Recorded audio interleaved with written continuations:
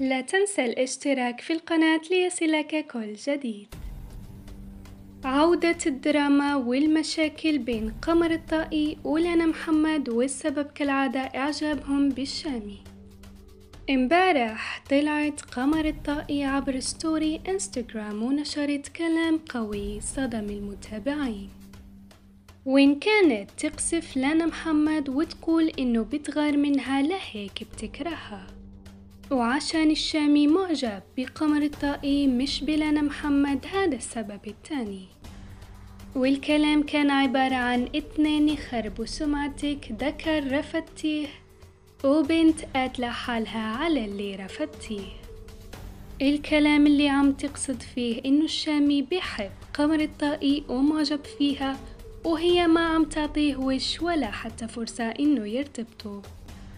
وفي نفس الوقت لانا محمد معجبة بالشامي وبتحبه كتير، وبتكره قمر الطائي عشان هي اللي بيحبها الشامي. الكلام والقصف كان كتير قوي واضح وصريح، والفانز والمتابعين صاروا عم ينشروا الموضوع في كل مكان، وولعت بينهم مرة كمان.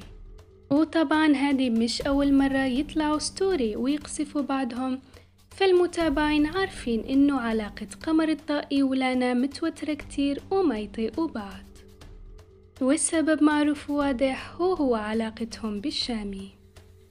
وانتو شو رأيكم في الموضوع؟ خبروني في التعليقات.